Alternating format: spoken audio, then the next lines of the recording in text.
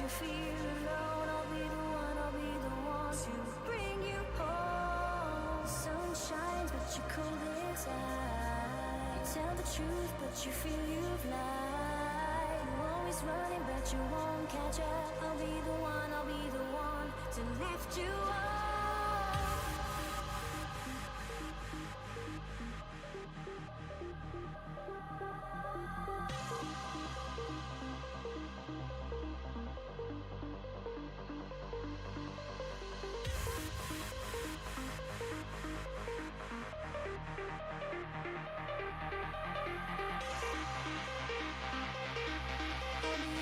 I'll be the one to lift you up.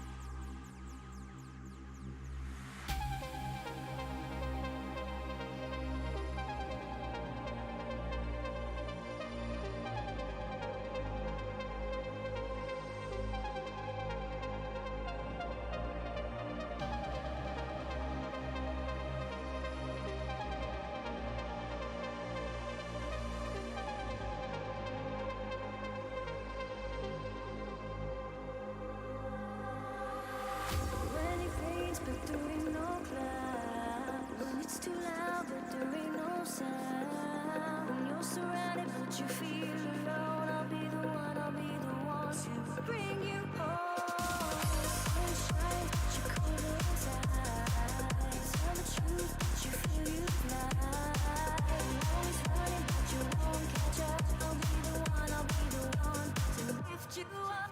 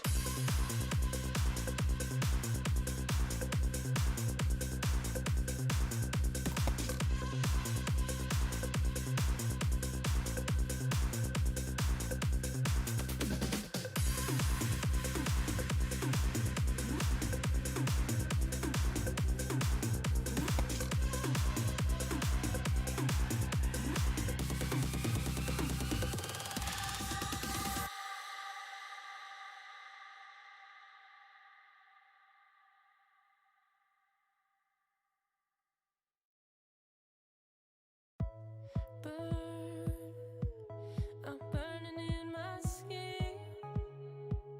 Can't get them out of my head. Words, these words you said to me, yeah. Stop my heart barely beating, and now I'm stuck on repeat. I can't sleep through this madness. It's madness.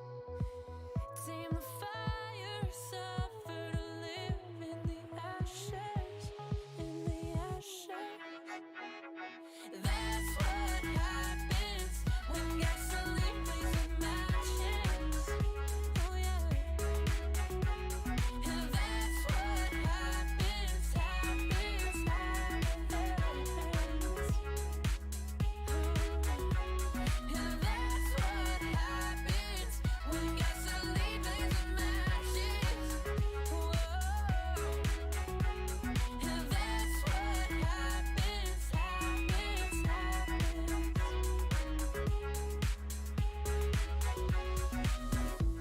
Water, I need this like water.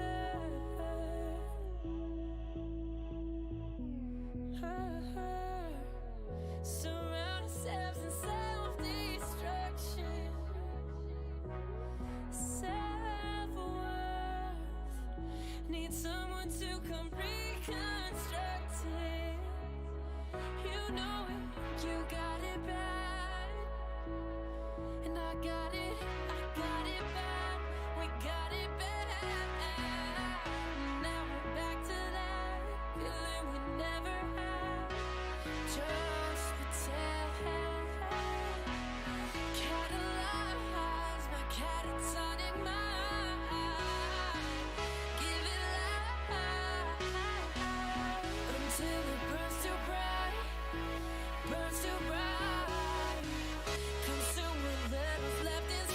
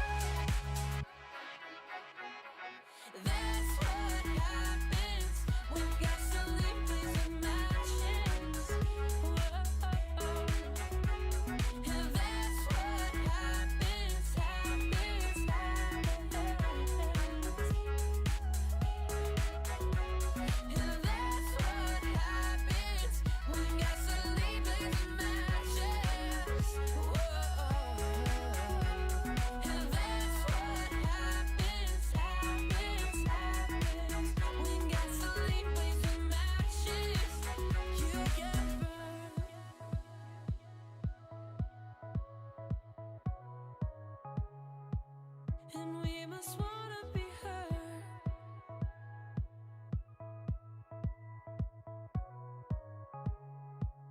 We must wanna be burned, burned, burned, burned, burned, burned. We must wanna be burned, burned, burned, burned, burned, burned. We must wanna be. Look out of the window with all my heart, but I'll find love with the same sword and fall apart. Maybe we can be something new. Are you ready for us? 'Cause I'm ready for you. Are you ready for us? We can be something new. Are you ready for us? 'Cause I'm ready for you. Are you ready for us to be something new? We'll follow where the wind blows and see the heights. Late walks to let go, taking the sights. Maybe we can be something new. Are you ready for us? 'Cause I'm ready for you. Are you ready for us? We can be something new. Are you ready for us? 'Cause I'm ready for you. Are you ready for us to be something new? All honesty, we're slipping off slowly, so hold on to me. All honesty, we're slipping off slowly, so hold on to me. We can be something. Are you ready for us? 'Cause I'm ready for you. Are you ready for us? We can be something new. Are you ready for us? Oh, 'cause I'm ready for you, ready for you. Are you ready for us? We can be something new. Are you ready for us? Are you ready for us? We can be something new. Are you ready for it? Are you ready for it? We can be something new.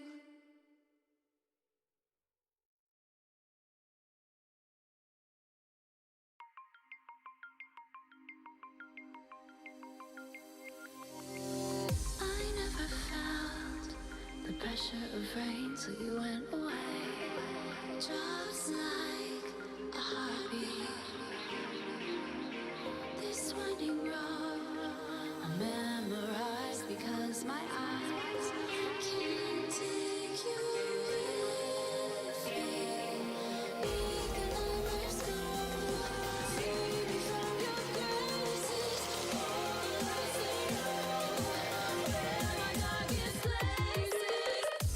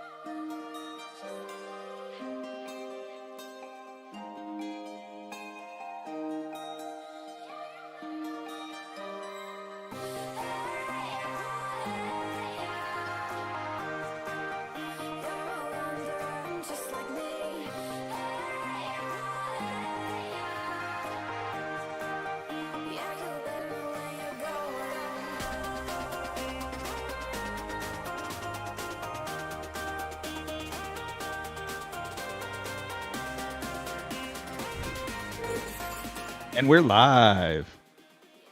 What's up, guys? Welcome to another episode of Generation Orange Radio, a special pregame edition of Generation Orange.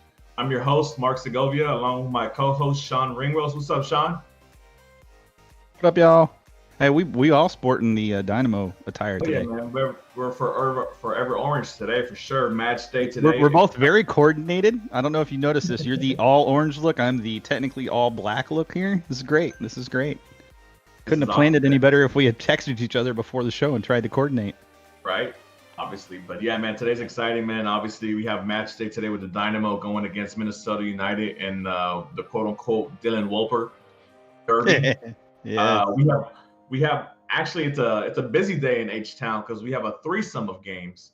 Not only the Dynamo, but obviously Game 7 with the Rockets and sprinkle in a little bit of Astros in there as well. Yes, But sir. we're all gonna have fun tonight, and hopefully it's all W's across the board for H-Town. Everybody holds it down.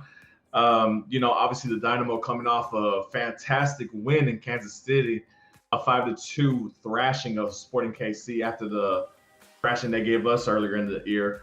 It was a great thing to see. I think a lot of people, a lot of fans were excited. Obviously, the show that we had afterwards, after the game, was highly entertaining because everybody was just so enamored and so pumped with adrenaline from all that win and how the players looked out there and how coordinated they were as a team. And man, I think they have a lot of momentum going their way today for today's game. So hopefully it carries on, especially today playing at home.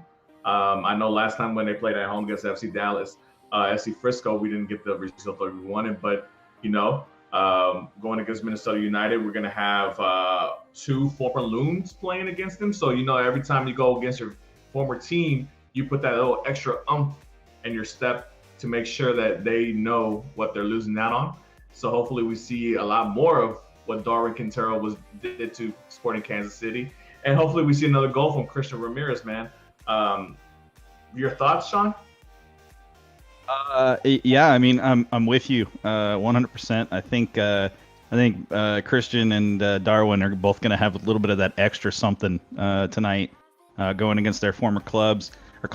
I think it's also important to know who's out today. Michael Salazar, of course, has his right knee injury that he's had since since like almost preseason, it feels like. And so he's out for sure. Elise and Manotas both have injuries, lower back and thigh, respectively, that have them set as questionable in the injury report. I know Morrow is kind of nearing a return, but he's still kind of dealing with it. He's not 100%, even though he did sub on and play a few minutes last match. So we could see him in a sub role again, I think. But Elise, I don't see Elise starting this match. I just don't. Not after the way that Hansen came on and played last time out against SKC in SKC. I mean, you just can't. You can't. If you're Tab, you have to give Hansen the nod, just from the pure fact of you got a guy who's sitting on your bench who just put up nearly a hat trick, very close to having a hat trick, and had assists all along the way as well, and just was constantly a terror for that back line of SKC at that point in the match. And he was a bright spot for sure, and a player off the bench that nobody was anticipating having that level of impact. Bless you. And so, again, injuries to Elise and McMorrow means we might not see either of them actually start, and potentially not even see either of them play. But feeling good. Again, we've got 1 hour, so it's kind of condensed for our normal show. But a couple of things. Oh, go ahead. No, yeah. I mean, we're still waiting. I'm still waiting to see what the lineup shows up on their official page to see who's in and who's out on the match day 18. Well, this seems like as good a time as any to do our lineup predictions, doesn't it? Yeah. I mean, so do you want to go first, or do you want me to go first? I'll go first. No, you're good. I'll go first. Right. So I'm predicting we're going to see Hansen start on the right wing. I think we'll see Quintero start on the left wing, and I think we'll see Christian up top. I think we'll see Memo slot in kind of as that air quote 10 below them. And then I think we'll see Vera and Seren start this match. And the reason I say that is because the way that Seren has played recently, you can't bench him right now. You have to keep riding that wave. And then you're not benching Vera, period. I mean, unless he needs a rest, maybe. I don't think so. They've had a whole week, So I'm just... captain. He was a fantastic captain. He did everything asked of him and a whole lot more. And you just really have to, you just have to have him. So again, Seren. Yeah, I mean, I agree with you. Obviously, because of the fact that you don't want to rush Elise, especially because he got injured in that last match. Depending, I mean, if he's on the bench today, you might see him play the last 20, 30 minutes, which would be outstanding because obviously with his pace against tired legs would be something to see. And obviously, it gives an opportunity to a player who proved himself when given the opportunity, and Nico Hansen, and letting him get a start against Minnesota United. And obviously, I think you're right. I think you're right with the two former Loons starting up top with him as well, and Darwin and Christian. Obviously, because Mato's out. Yeah, I think Memo's gonna be sliding around between that 8 and 10 spot or whatever. I expect Vera to be captain again for the third time again, which he obviously deserves, and he's lived up to that armband, and I think he is an excellent choice by Tab. Given the fact that he's not the longest senior player in this team, or is he the oldest? He's just the hardest working, I think, and he's the one out there game in, getting that game out, proving that he's out there playing for the shirt and playing for the crest. Obviously, Seren, the way he's been playing since the restart, these last two games, it's been phenomenal. Yeah, I don't think you benched him, even though you have obviously everybody's anticipating the two new acquisitions to get their first couple of minutes, but you got to keep riding the hot hand, and in this case the hot foot, and Seren is obviously that, so I think he gets the starting nod, obviously. Yeah, the back four basically is the back four, man. Minor, Lundqvist, Kiki, and Valentin.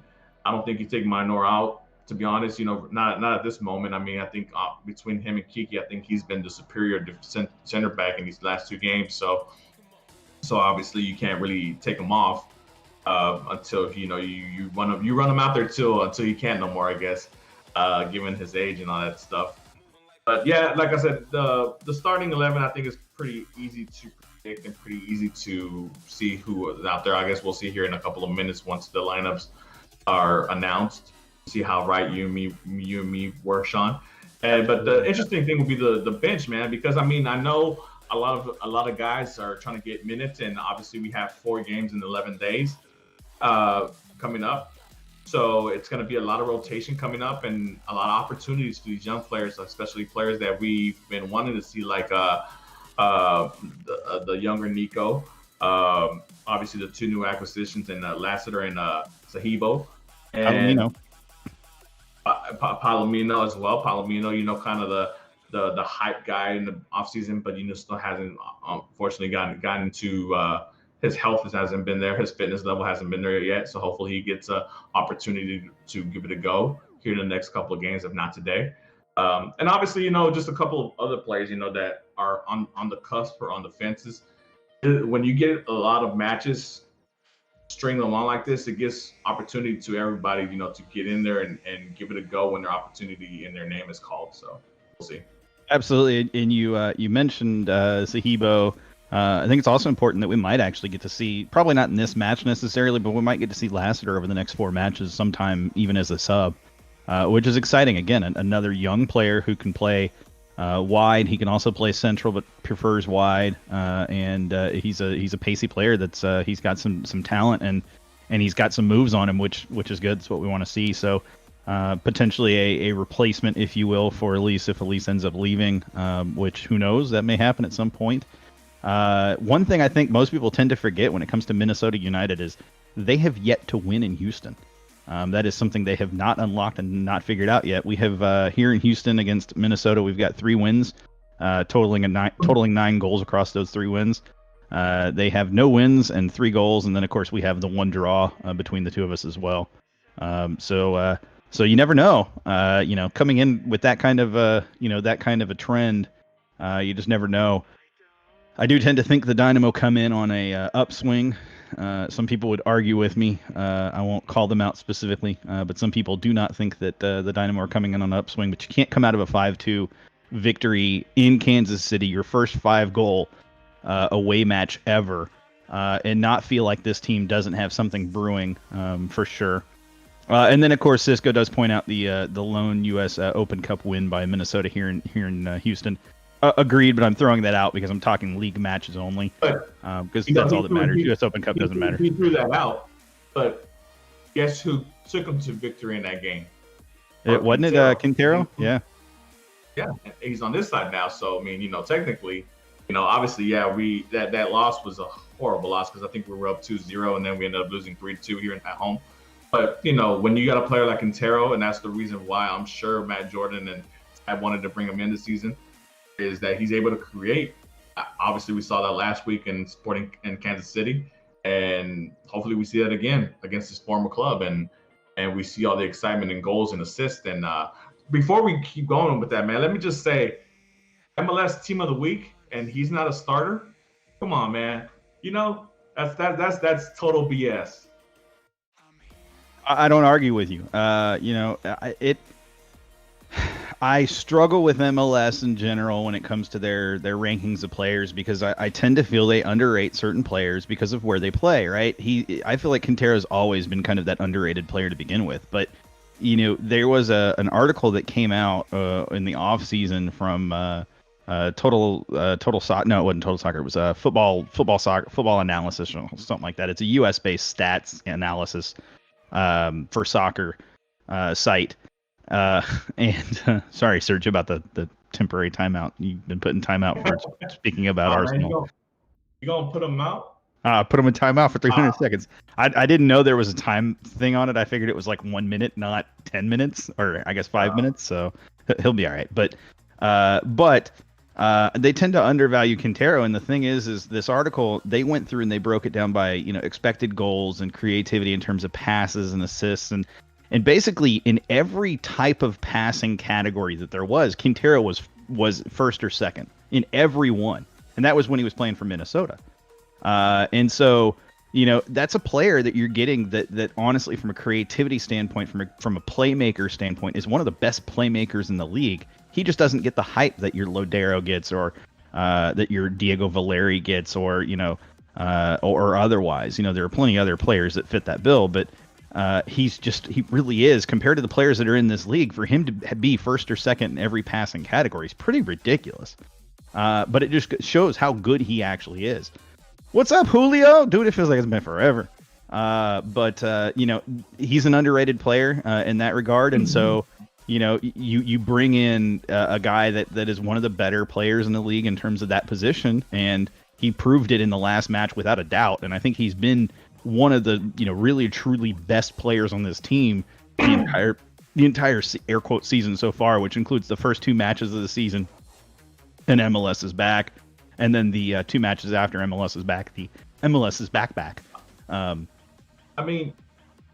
He has 3 goals and 4 assists for us already, in all the facets of MLS and MLS is back tournament and MLS restart. So he's obviously leading on the pitch and showing us what to do. Hopefully leading the squad to better positioning in the table and all that great stuff. Obviously, when you compare him to, I guess, other quote unquote big name DPs and what they bring and what kind of, numbers they put up, obviously, when you compare him to like the time that he came in, it was the time that Zlatan came in and Vela and people like that, and Joseph Martinez and players of that, excuse me, and players of that nature. Yeah, you see those players throw up 20 plus goals and double digit assists, but he's not that big time DP player or big name that that's known globally, but he is known on this region, on this side of the world for his soccer. He's a champion everywhere he's gone for Santos and Club America, and hopefully he brings a championship here and with the Dynamo during his time here. And but I've been happy with the results that he's given, man. 3 goals and 4 assists in 5 games for him. That's not a bad accumulation of stats for him, and he's done it from a free kick standpoint. He's done it in open play, wide play, and he's just out there, man, doing whatever he can, and he looks like he's having fun with it. So here's the other important stat that I'm going to throw out there that has nothing to do with Darwin specifically, but still includes Darwin. The Dynamo are unbeaten in their last 3 games and are coming off that, of course, 5-2 win over SKC. And then Minnesota have not won in their last 4 matches and have suffered consecutive defeats again after their last match was up in Frisco, falling to FC Dallas 3-1 this past Saturday. So the other thing that Minnesota has is they had the travel, a half week of rest instead of a full week of rest. The Dynamo had a full week plus a couple of days. And so, it's going to be interesting. Did the Dynamo have any of that, not jet lag? That's not what you call it, but it's not rust either. It's kind of that just lack of synchronization between players. I don't think they will. I think Tab knows how to prevent that. You can't be a coach at that level in terms of the international level, even as a youth coach, and not know how to address that and how to deal with players that haven't played together in a week or 2 weeks or whatever.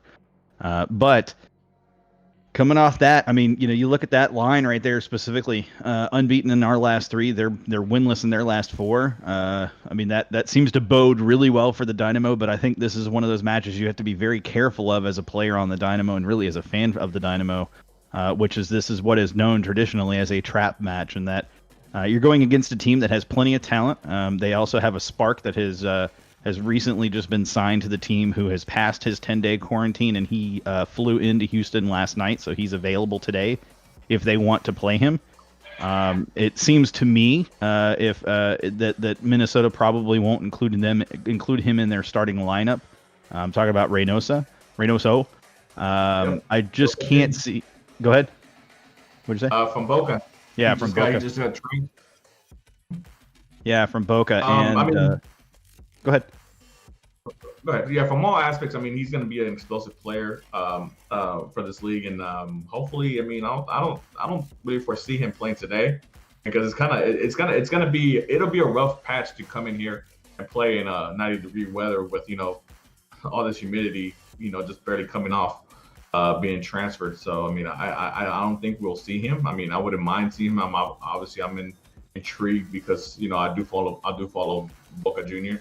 Yeah. So I mean, it would be an interesting concept to see. But yeah, man. Obviously, we're on the uptrend, and Minnesota are kind of on the downtrend ever since Melissa's back tournament. They had a good tournament, and the restart hasn't been very good so far.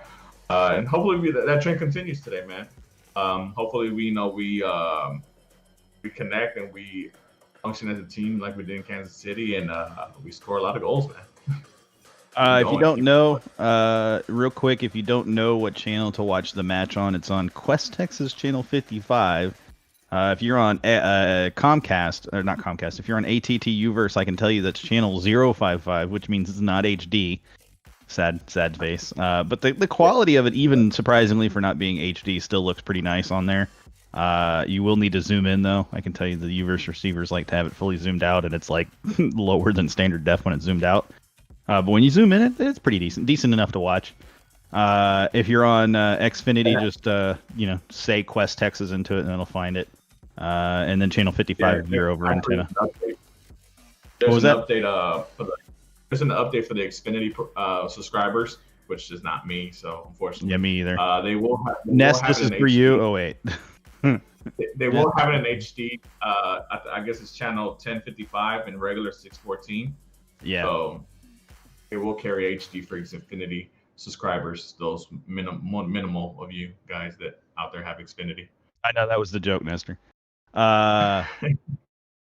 And then, of course, if you're out of the area, if you happen to be watching us for some strange reason outside of the Houston area, and you're far enough away from the Houston area, you can always get it on ESPN Plus anywhere in the U.S., or if you're in Canada, it's on the DAZN network up there.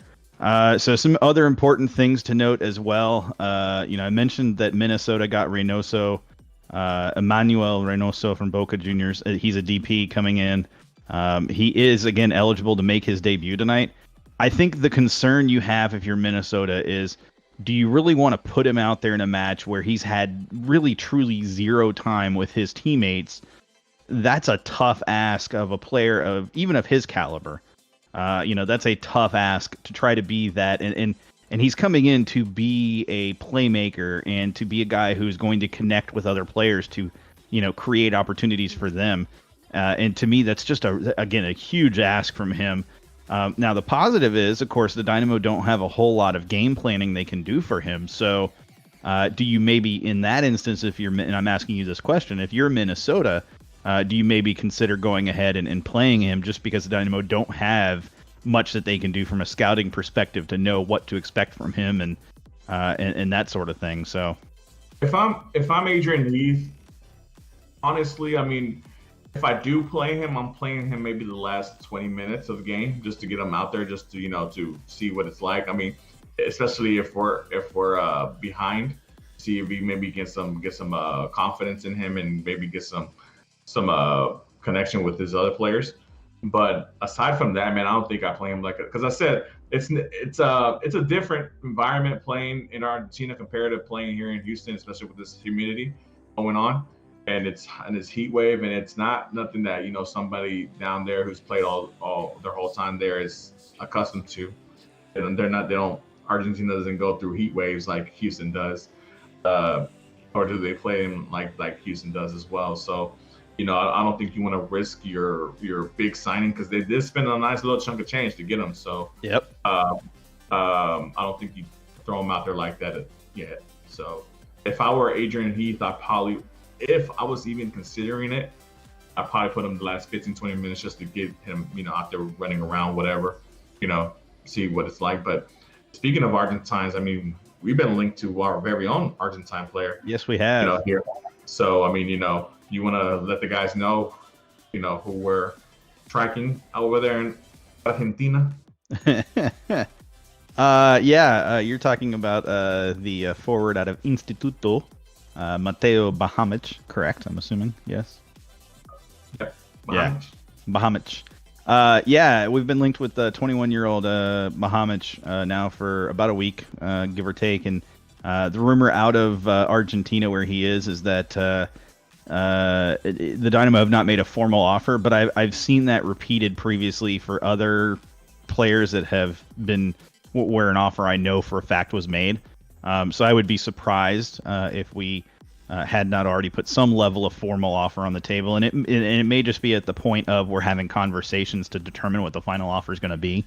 But I assure you, there's a legitimate offer out there. Whether it's considered a formal offer or not, of course, is completely up to the Dynamo and completely up to Instituto. But it seems like that one will probably get across the line before the end of the window here.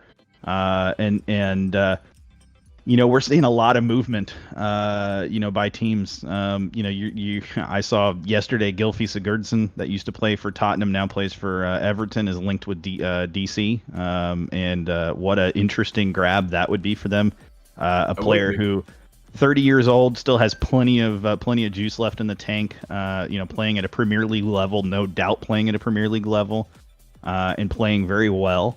And a player who can take a game over in terms of very similar to Darwin Quintero in the fact that, he can hit on free kicks.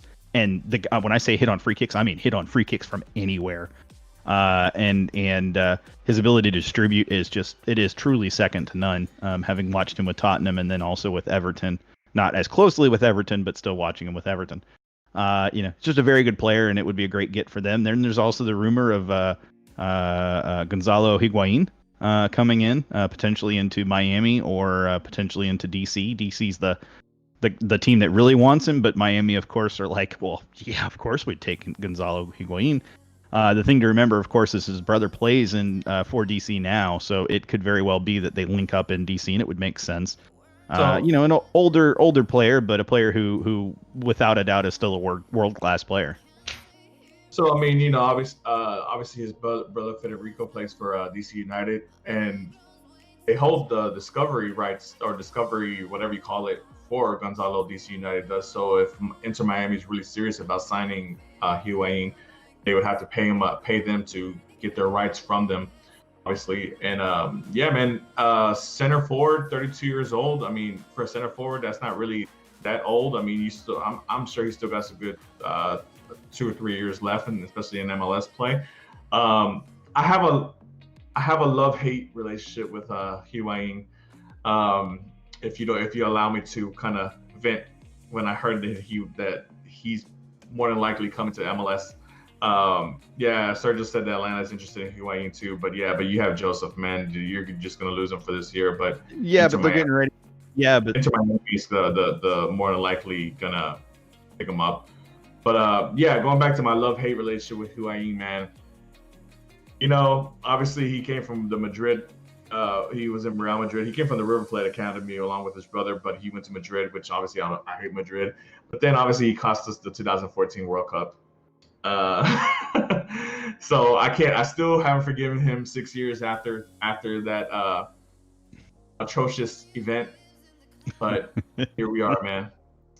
Soccer is a beast. Man, I mean, don't get me wrong, man. Higuain is a all-world player, one of the best center forwards right now. Obviously he's been jumping around a little bit because a lot of coaches and managers don't want they play the style different that doesn't really suit him. But man, you put him up there in that number 9. He holds the ball up and he scores goals, man. He scores goals. That's one thing that you can't deny. He does score goals, except for the one time where I needed him to score one in 2014. But that's there. I don't know what you're talking about. That's glorious. Another thing to keep in mind. So Sergio brought it up, and I wanted to bring this up because I think it's really important. There are rumors right now that Atlanta are very close to selling Pity Martinez to a Saudi Arabian team for around $18 million. That number sounds really high, but then you got to remember they paid roughly I've seen anywhere from 12 up to 17 million for Pity. So yeah, the return on that investment is minimal at best.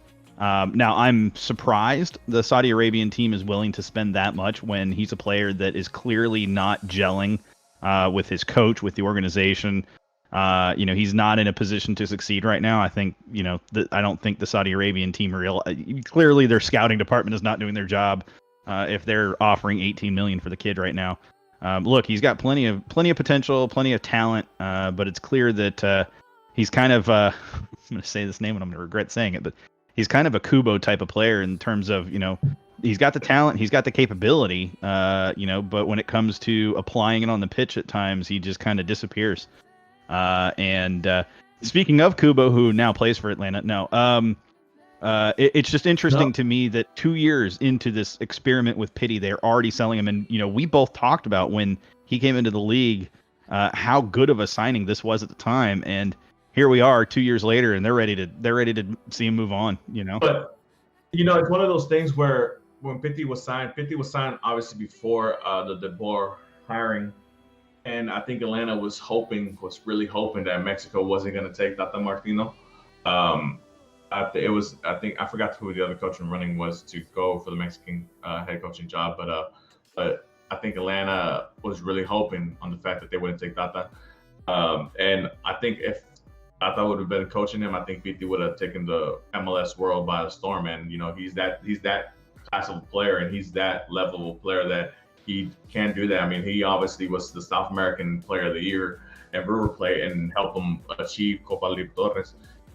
For those who don't know, is the equivalent of the Champions League, but in South America.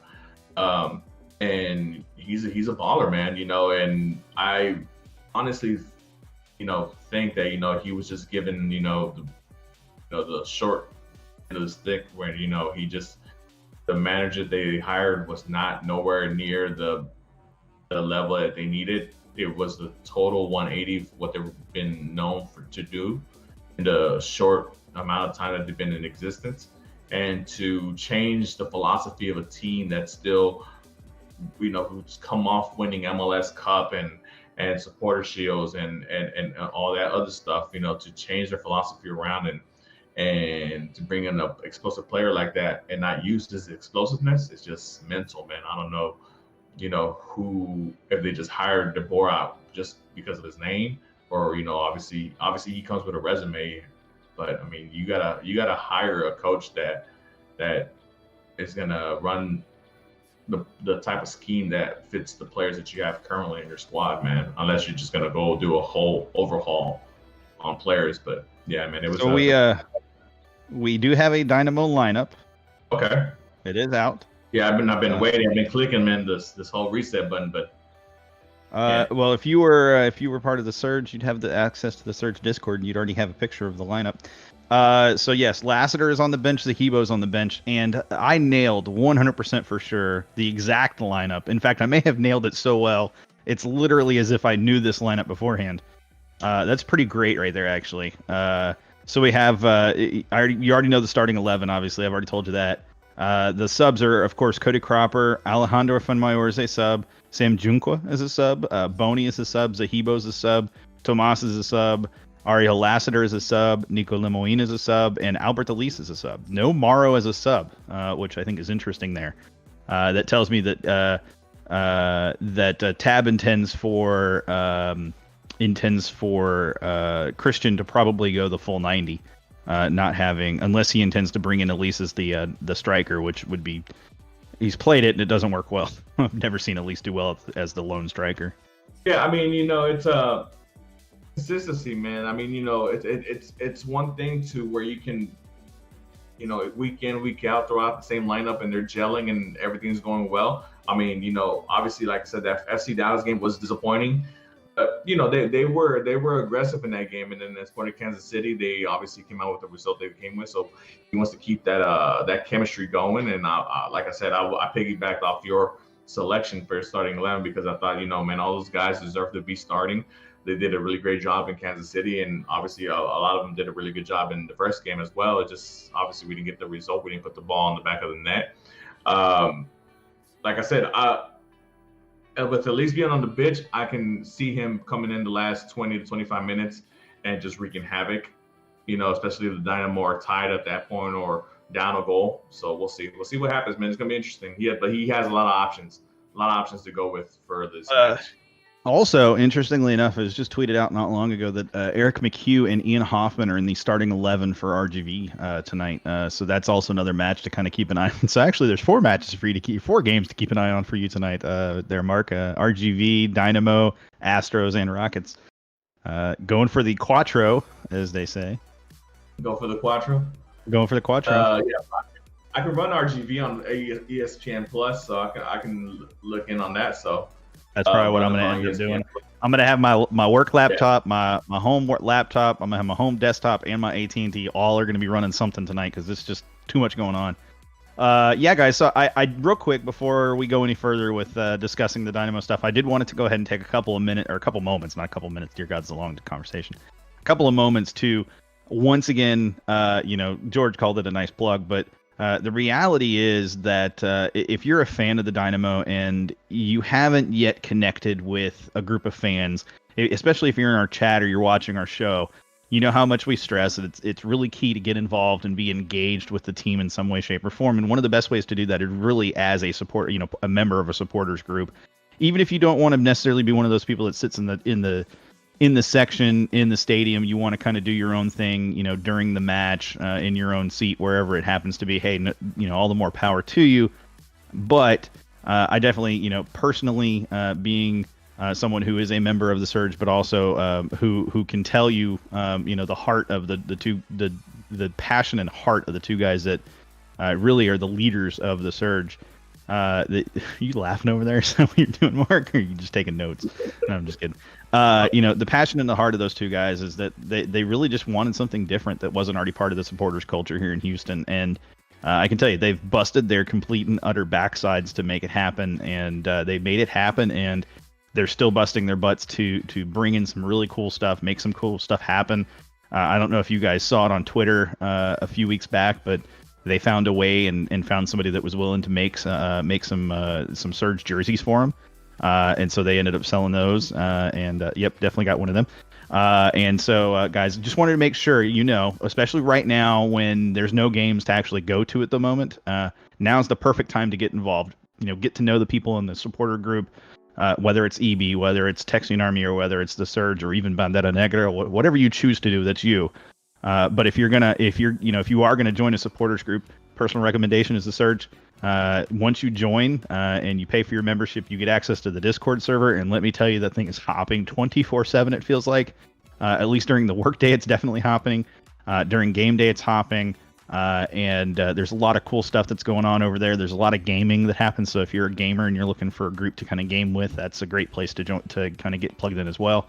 And so, yeah, Sergio, just a shout out. Good work, man. Keep up the good work. And viva la Surge.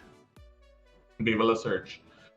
Oh, man. But yeah, obviously, just to piggyback off what you're saying, we're all Dynamo fans here. Obviously, we want the best for the squad and the team. And regardless of however way you want to approach that, getting to know other Dynamo fans is great too. I mean, obviously, you're here joining us. And for those who watch us later on, when they have a chance, we're all Dynamo fans and we all want the same things for the team. And we're here supporting, man. We trust us. Me and Sean, we don't get paid for this. We don't get paid, we don't have no special incentives or whatever to do this. We're just two Dynamo fans that decided to do it along with Nestor, 3 guys who like the Dynamo, and we just wanted to throw a show on, and honest some support, man, and hear from other Dynamo fans, and obviously Sean being part of the Surge, with those guys, and obviously I know Sergio and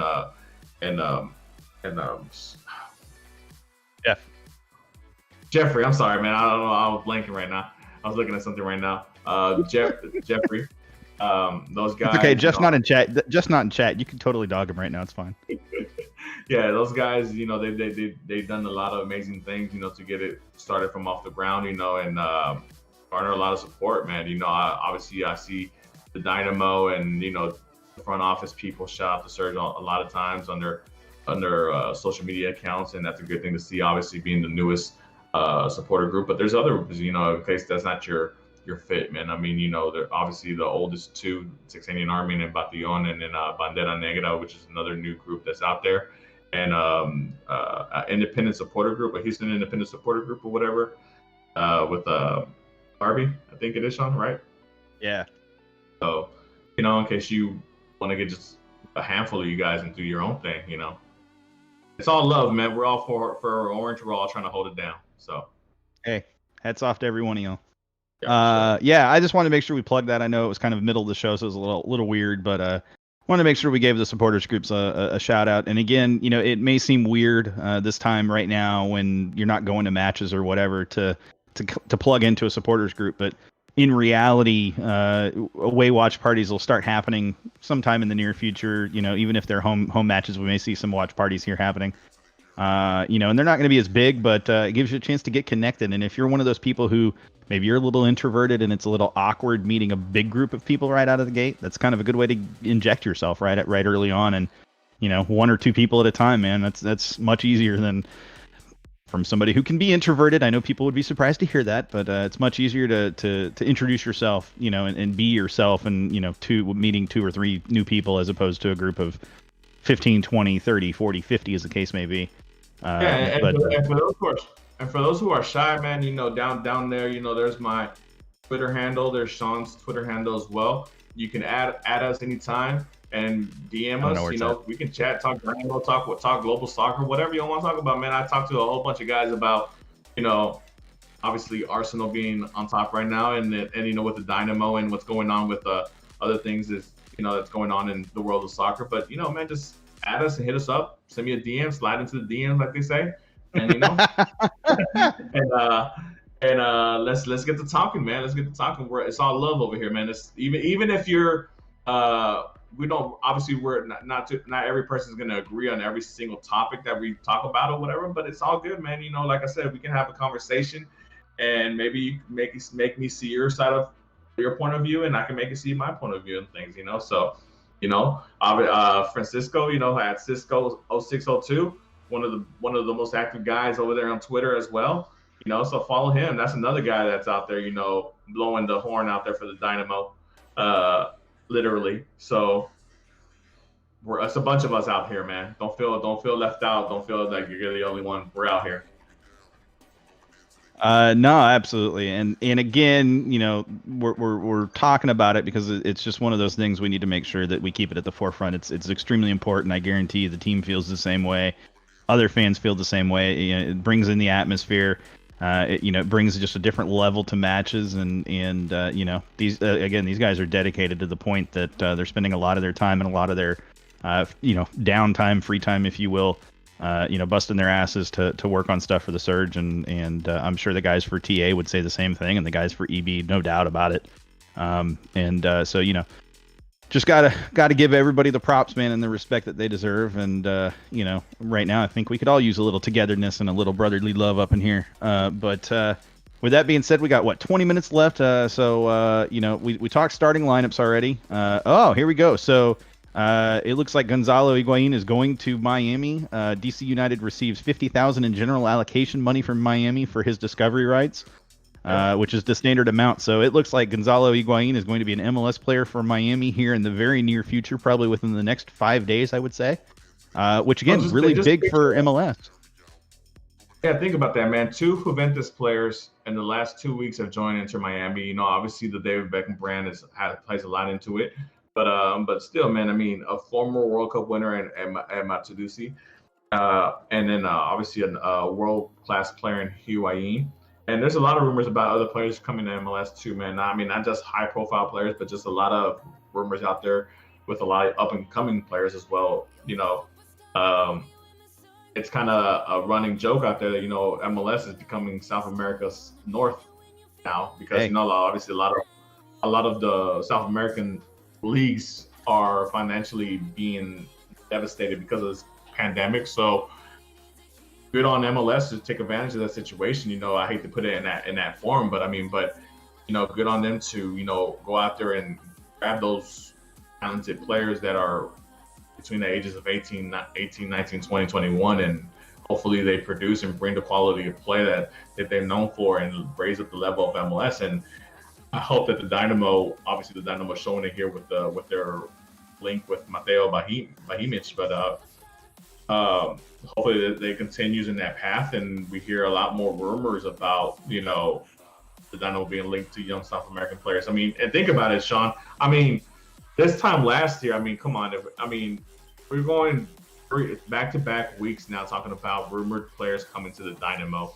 Obviously last week with Lassiter and Sahibo, and then this week with Mateo and then the other young Venezuelan kid that's going to be loaned off to RGV. That's just showing that that the front office is out there trying to do stuff, and hopefully, we do sign Mateo from all accounts that I've seen and everything that I've heard about him. He's a really nice pickup. Would be a really nice pickup for the Dynamo. Has a lot of upside from what I hear, and obviously there's a lot of European interest in him, but not like high European interest as far as like big league club, but still Europe is Europe to a lot of people.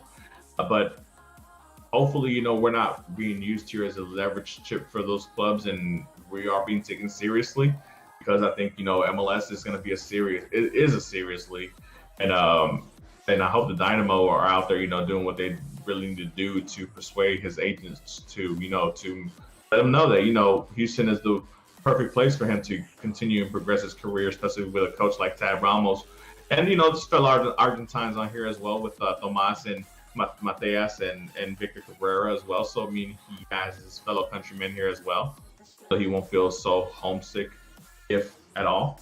So we'll see. Interestingly, Minnesota United's lineup has tweeted or been shared as well. And what I see, it's very interesting. Hairston gets his first start for Minnesota against his former club, the Houston Dynamo. So there's two sides to the storyline. You got Marlon Hairston now playing for Minnesota, getting his first start. And then, of course, Darwin Quintero and Christian Ramirez on this side getting their chance at Minnesota. So definitely some intriguing storylines to keep track of there for sure. We are just about 15 minutes out from probably the 10 to 15 minute pre-match mark because, as we all know, they have to go through all their things that they do before the match. But yeah, it's huge, right? And George said, Messi's coming to MLS to retire, after his couple of seasons or however long it's going to be at City, and it's the City thing is done. I guarantee you, at this point, it's going to be concluded before this is all said and done with him going to City. And then in a year or 2 years, he's going to end up coming over to New York City FC. So we're gonna have a chance to see Higuain, to see Messi. And potentially Gylfi Sigurdsson. These are players that are generally speaking, are not. They're not, Messi kind of differently, and Higuain, I guess, to some extent. Yeah, it's a retirement opportunity to some extent, but they're not players that are completely past their prime. These are players that frankly on the international level could go to many places. And it's clear with Messi, there's no doubt about that. I mean, how many teams right now have been absolutely clamoring for Messi. So of course Nestor would know because he's a City fan. He says 3 years at City and then 2 years at NYCFC. Which is fine. Again, it doesn't matter what age Messi's going to be. He's still going to be worth it in MLS, and he's still going to be. That ticket alone, just going to a Dynamo match against NYCFC, just became an absolute gold mine in 4 years. And I ain't complaining about that. Trust me. I'm more than happy to watch Messi play live. Yeah, for sure. I mean, we could talk about this. I mean, obviously, it's the biggest topic in world soccer going on right now, the Messi saga. But yeah, man. I mean, Messi is that type of player. He's a legendary player. We all know that, regardless if you're against him or you're for him. You can't knock his status in the history of football. He's one of the greatest top five for sure. Maybe top 3, top 2, top 1. Who knows? Depending on some people's ratings or whatever.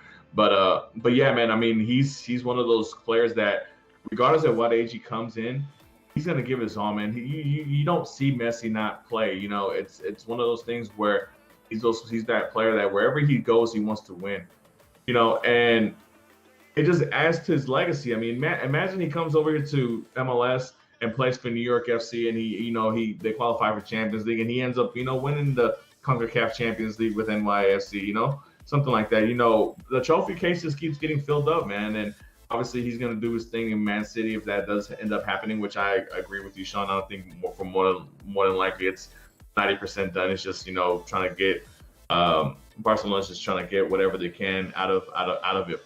And F La Liga right now. Are you kidding me with this whole? We support Barcelona's. Well, yeah, I mean, look, man, I went on to Glenn's show last night. I called in and we were talking about that a boy, and boy. And it's just one of those things where I told him, man, I hate the fact that there's reporters out there saying that Messi's turning his back on Barcelona, betraying, which is complete nonsense, man. And honestly, I think they're just doing it to hype themselves up.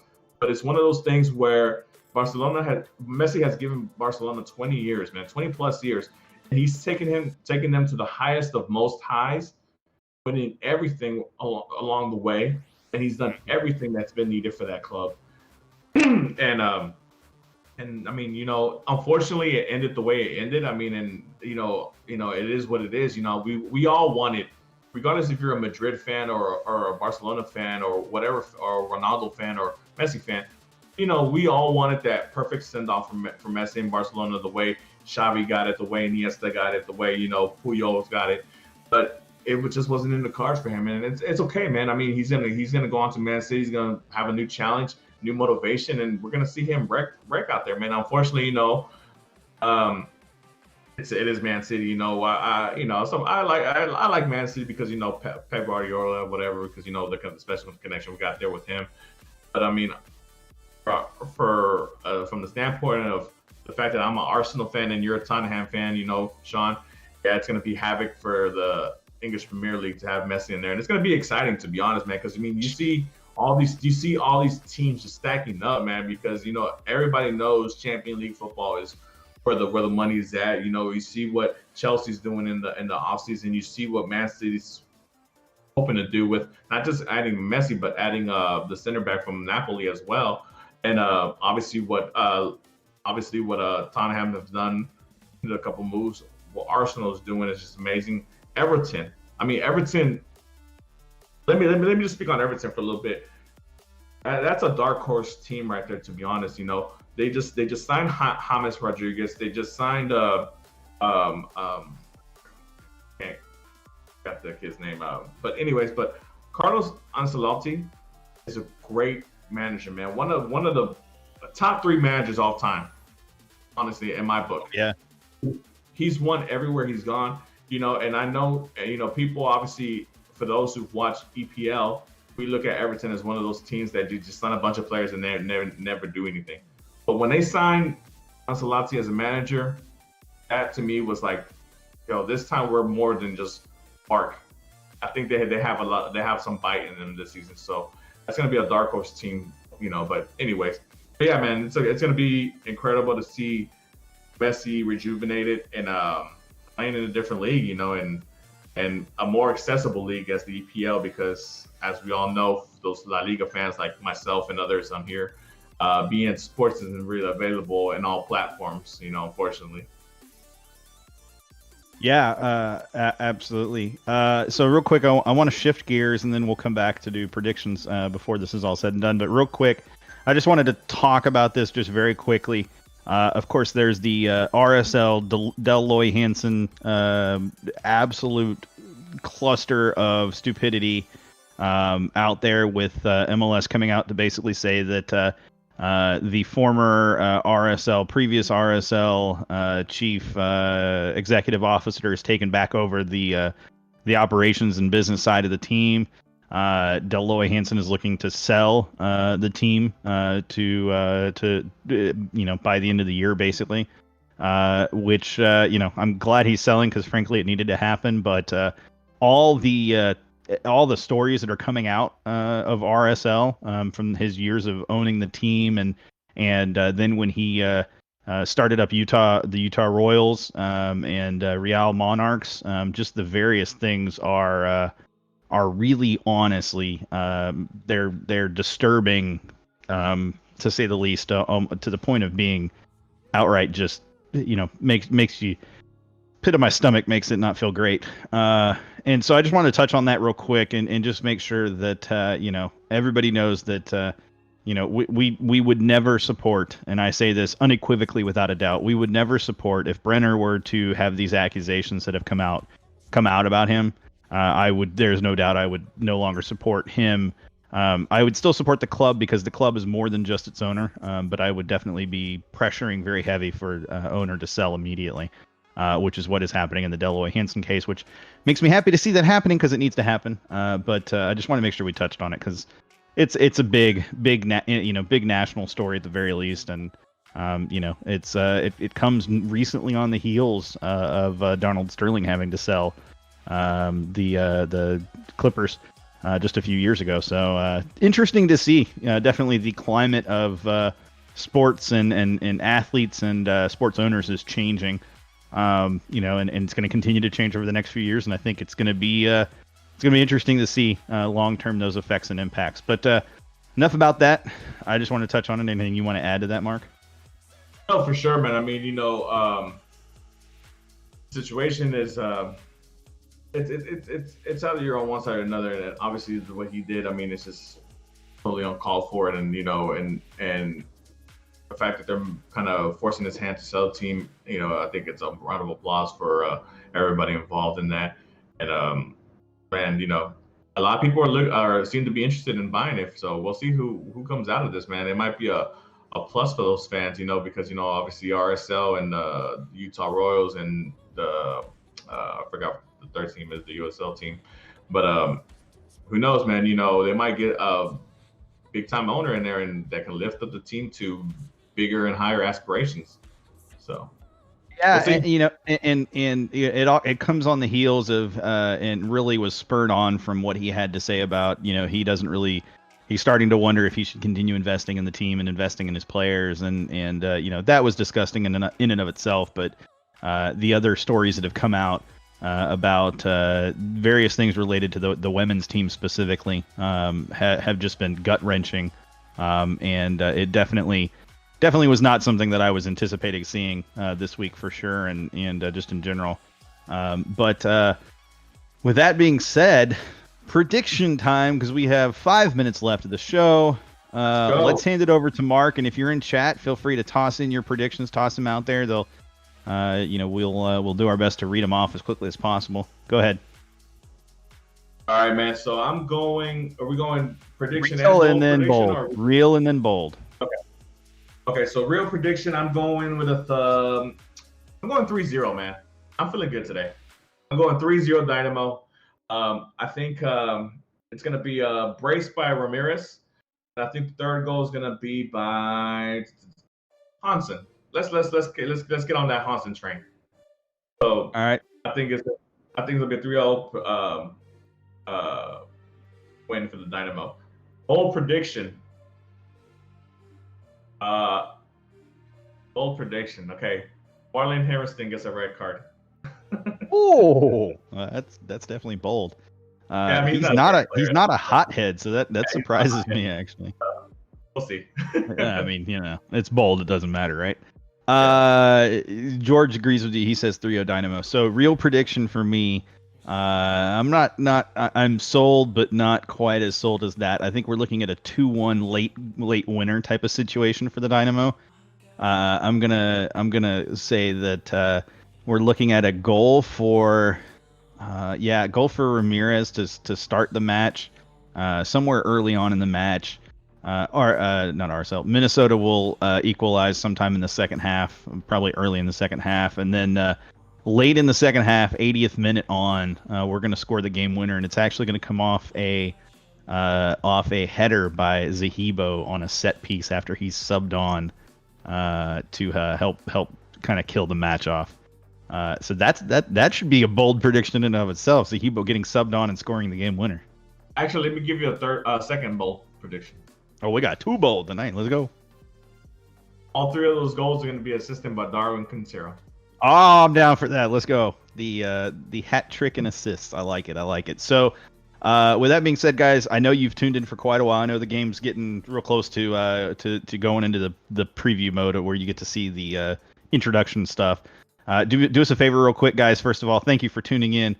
Like the video. You guys know this process. Like the stream, share the video. And of course, subscribe to the channel. First of all, thank you for subscribing to the channel. We are up to 67 subscribers, which caught me off guard. That's why earlier you saw me. I went, whoa, wait, what? I checked it. And I was like, wait, where'd that come from? So thank you for subscribing to those of you that subscribed. And if you're watching after the fact, feel free to tweet us out all week long. We're totally down for that. And tweet at us, of course, at Gen Radio. But yeah, subscribe to the channel. If we can get to 100, and we're really not far off now. That's 33 total subscribers to go, and we're trucking away at it now. If we can get to that 100 mark. Yeah, we are 2/3 of the way there. Over 2/3 technically by one. But if we can get that 100 mark, then we get our own